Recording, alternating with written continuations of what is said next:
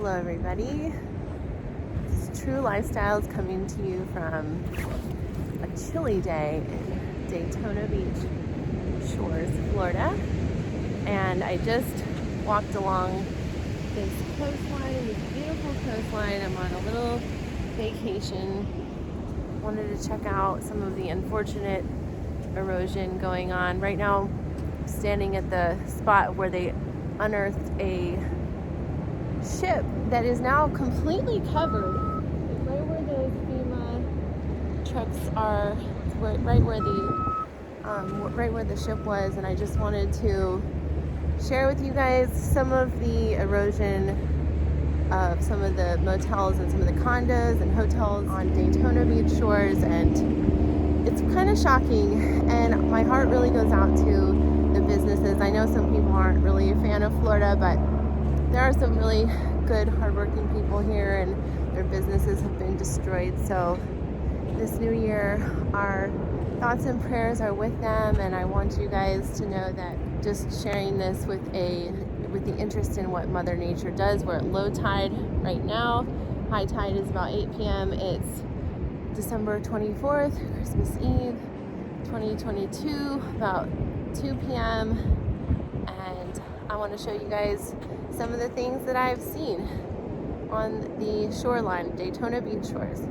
All right, everyone have a wonderful holiday and a happy new year.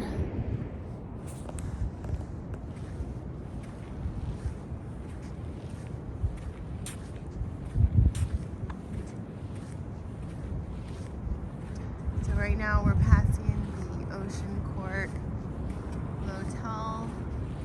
Unfortunately, they have lost most of their pool. This was featured on a lot of the news stories, and was able to park at the Ocean Court Motel and see, unfortunately, this devastation.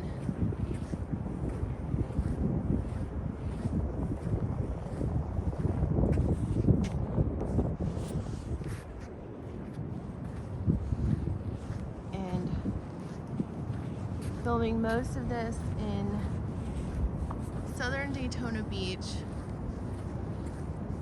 This is part of Daytona called Daytona Beach Shores. I'm gonna pan out to Daytona Beach. A lot of these buildings are condemned, as you've seen on the news, but the story isn't really posted very often on the news lately. Nobody's living in these high rises right now, I don't think. Got some Christmas decorations up there. See some Christmas decorations. I guess not all of these buildings are condemned right now.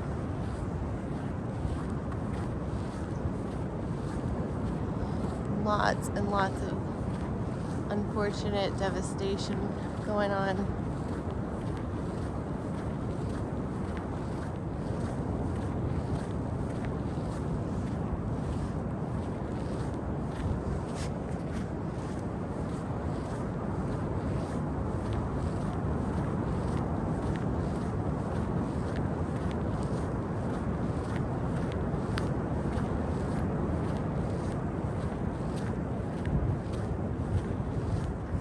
See where the sand has literally been swept away from underneath this building, but I think that they will be able to replenish this and reinforce with sand. Hopefully for all the people who still probably have all of their furniture and clothing and things in this building. Looks like there are people living in it. Some Christmas lights up. But as I'm moving towards this next hotel, this next motel, you can see that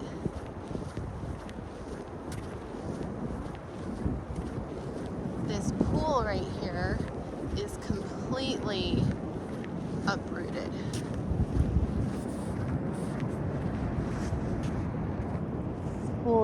unfortunately completely destroyed this motel. As you can see right here, some of the totally uprooted building right here. It's just so sad to see all this hard work from people, their life's work. Unfortunately, gonna have to be either completely rebuilt or demolished.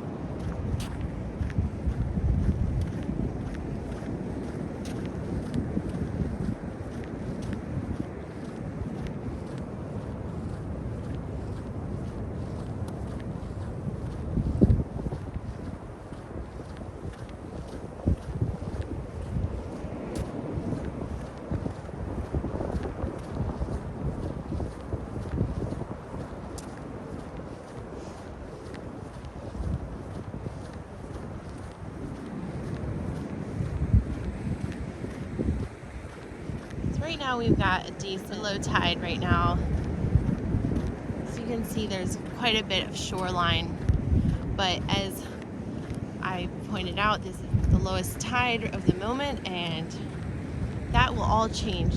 Looks like the tide comes completely into these buildings right now, which is very unfortunate because there's not a whole lot more coastline left unless they replenish the sand, which is very, very, very expensive. So I assume probably the more expensive hotels and buildings will be able to replenish the sand, but it's going to cost hundreds of thousands, if not millions of dollars in damage.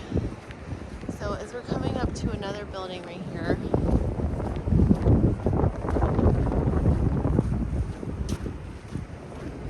as you can see, this seawall is completely breached,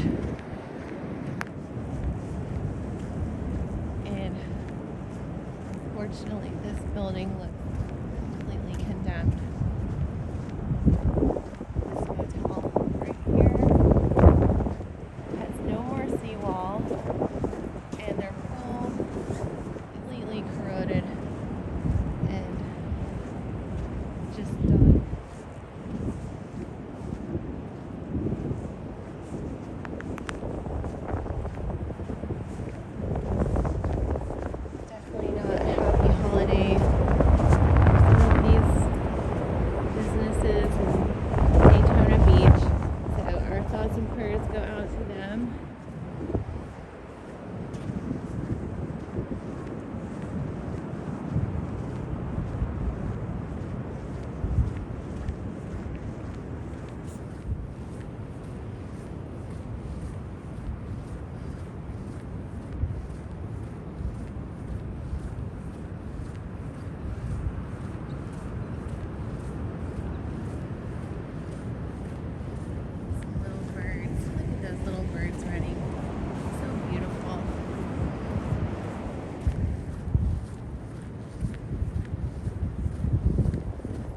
Here, some of these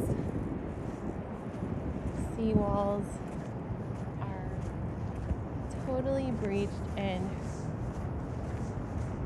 broken.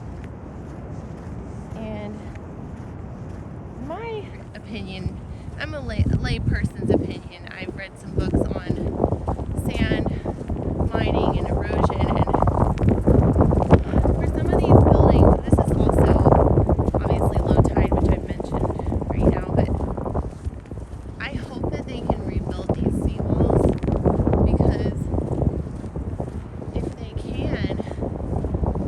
can save these buildings. But right now, what I've heard from the news is a lot of these people have had to buildings to rebuild, and they're not really sure if they can rebuild. A lot of these people probably have hopes for sure that they can move back into their condos that they've worked their whole lives to attain, to live in. So I see a few Christmas decorations up on those high rises, so a couple of people could be staying. I don't know for sure, don't mark my word, but if you live in Daytona, let me know in the comments below what the protocol is. Looks like they've shored up some of these sandbags for the high tide, and unfortunately I don't think I'll be able to be out here during high tide because it's too high, because look at the sand is packed, and also it's very cold today. It's 25 degrees, maybe right now it's probably about 30 something. This is very cold for Florida, but also it's probably going to be very dark later, and you won't be able to see any of this. Mostly wanted everyone to see the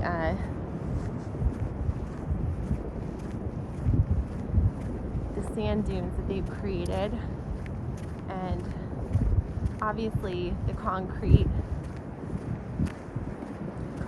barriers weren't really working, and Nicole came after Hurricane Ian, which totally devastated. Did not give Daytona Beach enough time to rebuild their sand dunes before it did all this damage, and no one was expecting it because it was not a direct hit on Daytona Beach. It was a direct hit actually in Fort Myers, which is so bizarre that this high tide hit Daytona Beach so hard. And I visited Fort Myers a lot. It's a really nice town. I've actually evacuated to Fort Myers Beach for Hurricane Matthew back in about 16. So you can see here all this rebarb sticking out of the concrete. Once again, our heart and thoughts and prayers goes out to these businesses affected by Hurricane Ian. And Nicole just completely has ravaged Daytona Beach, but as the sun goes down and the tide rises, you can just see that there's so much work to be done and so many difficult decisions to be made of whether to keep these buildings or to, even worse, don't even want to think about what is next if we don't shore up this coastline and either replenish the sand, because you can see here, this is where the sand line should be. It's about 5 feet of sand that needs to be added to make sure that these buildings the underneath part of the building isn't exposed, and make sure that these buildings stay safe.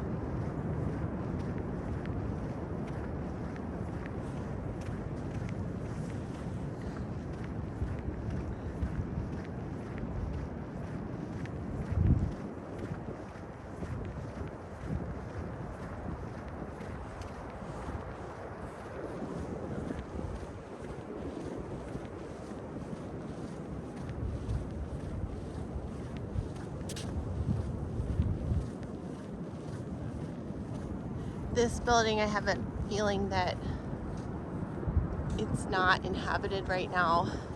There's a lot of exterior problems and damage to the building. Now I see some people have Christmas lights, which is very sweet and at the same time sad that maybe they put out their Christmas lights as kind of a symbol of their spirit and to kind of give spirit to their home. And I think it's very sweet and very,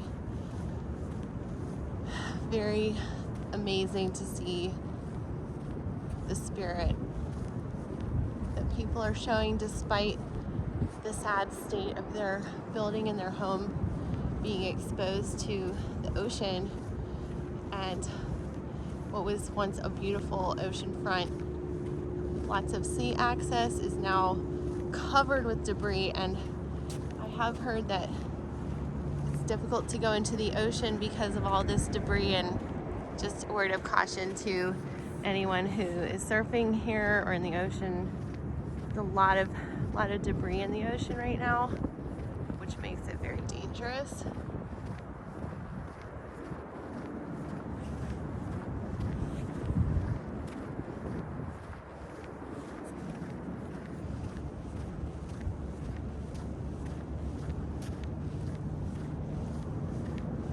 These seawalls are just going to take a lot of time and money to rebuild. We see another pool from a motel that has completely been uprooted and the concrete completely ripped off of the sides of this pool. You see chunks of concrete with rebarb coming out of it.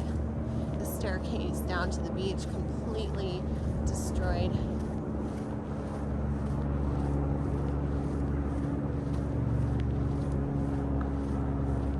And you can see the sand is completely packed all the way to these seawalls, meaning that when high tide rolls in about 8 hours, you can see the lines where the water laps up right to the wall, which is very scary. So there needs to be a lot more sand, a lot larger seawalls need to be created to save this beach if these buildings are going to rebuild and be safe.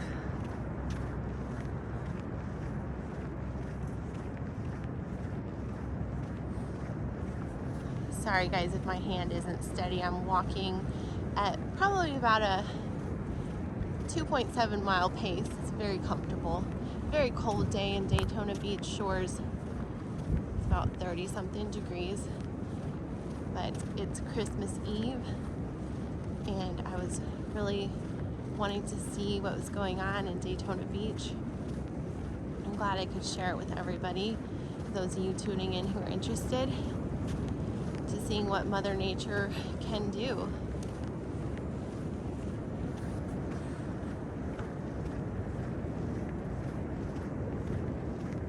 So we have another pool coming up here that has been completely devastated and uprooted. Looks like the seawall completely has washed away from this pool, and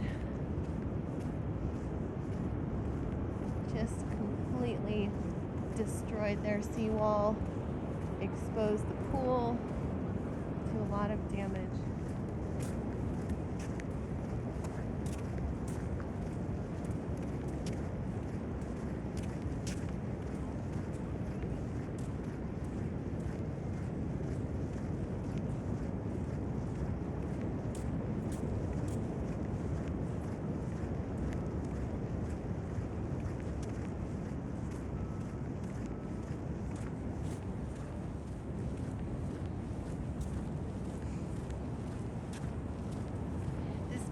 Seawall looks okay. Looks like they still have their beach umbrellas up.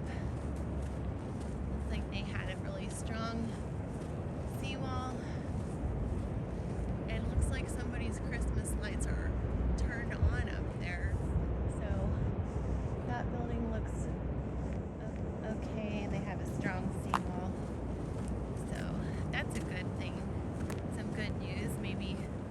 just some minor damage to some of these buildings.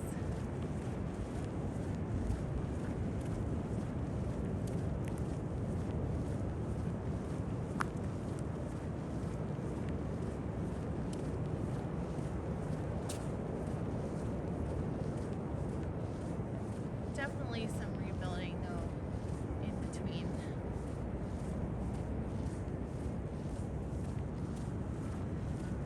We have this staircase to nowhere coming up. This building looks like it's in pretty good shape. Had a really strong seawall. And unfortunately, looks like those are the only ones who kind of weathered these two storms.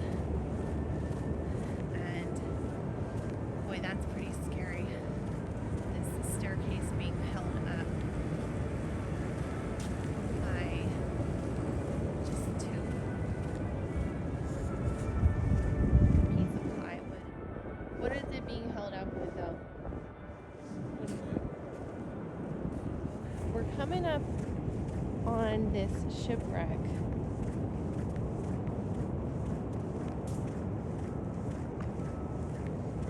I'm going to bring this video to a close, you guys, because I think you've seen enough of the shoreline of Daytona Beach Shores for one day, and just wanted to kind of give you guys an idea. It's definitely not just one building, it's many, many businesses have been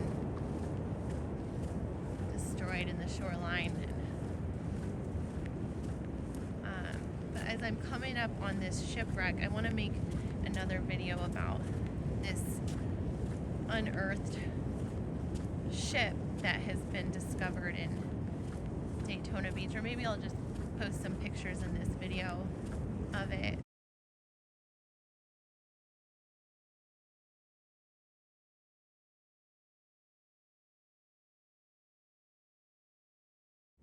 But I wanted you guys to know that I appreciate anyone following this channel or anyone new to my channel just watching this video. Thank you so much for watching, and I hope that everyone has a wonderful new year 2023. Let's make it the best one that we possibly can, and let's keep our thoughts and prayers for any of these businesses or people affected by the storms in 2022. And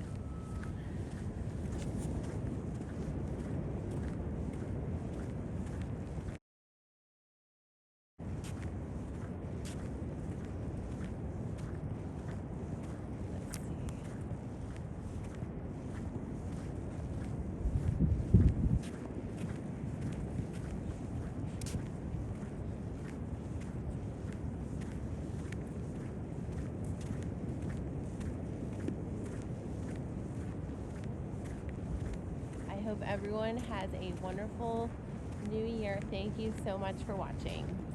Thank you so much for watching. Have a wonderful 2023.